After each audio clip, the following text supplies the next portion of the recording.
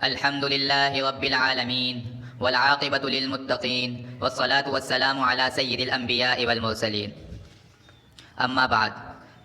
اللہ تبارک و تعالیٰ کی حمد و ثنا کے بعد رحمتیں اور برکتیں نازل ہوں اس کے رسول، اس کے حبیب، امام الانبیاء، خاتم الانبیاء، تاجدار مدینہ احمد مجتبیٰ محمد مصطفیٰ صلی اللہ علیہ وسلم کی ذات بابرکات پر، جنہیں اللہ تعالیٰ نے تمام جہانوں کے لیے رحمت بنا کر مبعوث فرمایا۔ شب برات قریب ہے تو اس پر بیان کرنا نہایت ضروری ہے۔ یہ مختصر سا بیان ہے، اس میں 3 باتیں بہت اہم ہیں، سب کو اس کو سمجھنا چاہیے۔ پہلی بات تو یہ ہے کہ شب برات کو کیا کام کرنے چاہیے اور کیا کام نہیں کرنے چاہیے، یعنی کیا باتیں ہیں جو شب برات کو کرنا چاہیے اور کن باتوں سے بچنا چاہیے۔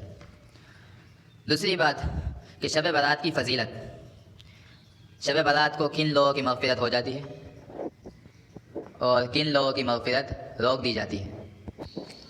تیسری بات کہ شب برات کو قبرستان جانا چاہیے یا قبرستان نہیں جانا چاہیے۔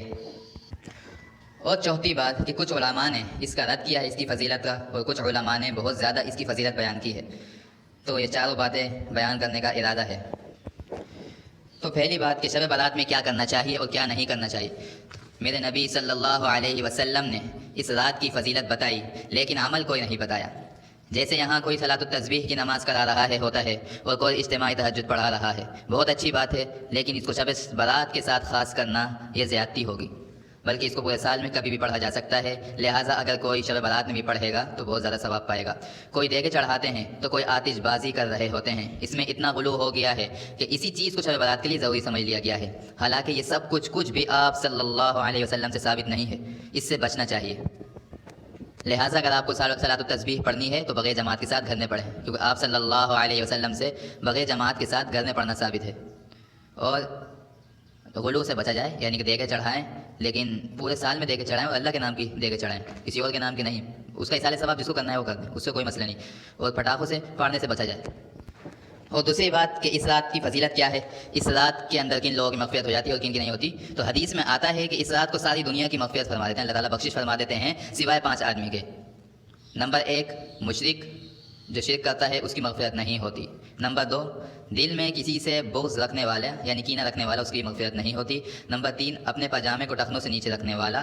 نمبر 4 اپنے ماں باپ کا نافرمان، یعنی جو والدین کا نافرمان ہوگا اس کی بھی مغفرت نہیں ہوگی۔ نمبر 5 شراب پینے والا۔ ان 5 لوگوں کی مغفرت نہیں ہوتی، بخشش نہیں ہوتی۔ ان کے علاوہ تمام لوگوں کے اللہ تعالیٰ اس رات کو بخشش فرما دیتے ہیں۔ اس کی یہ فضیلت ہے جو صحیح فضیلت ہے۔ اس رات کو اللہ تعالیٰ نے بہت مبارک بنایا ہے۔ اس رات میں زیادہ سے زیادہ دعائیں مانگنی چاہیے، کیونکہ اس رات میں دعائیں بھی قبول ہوتی ہیں۔ جبھی جو دعائیں مانگنی ہیں مانگ لو اللہ تعالیٰ سے۔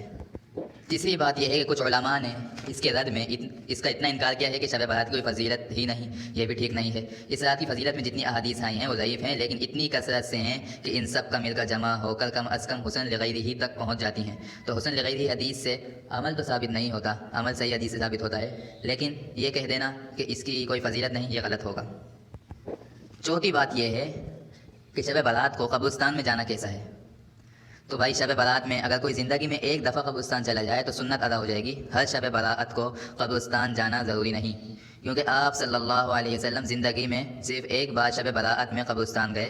لہٰذا اگر کوئی ایک دفعہ چلا جائے اور وہ بھی کوئی غلط کام نہ کرے، صرف فاتحہ وغیرہ پڑھ آئے تو کوئی حرج نہیں، لیکن جب گٹا لگا کے قبرستان جانا یہ بدعت ہے، اس سے بچنا چاہیے۔ اللہ تعالیٰ ہم سب کو اس پر عمل کرنے کی توفیق عطا فرمائے۔ وآخر دعوانا ان الحمد للہ رب العالمین۔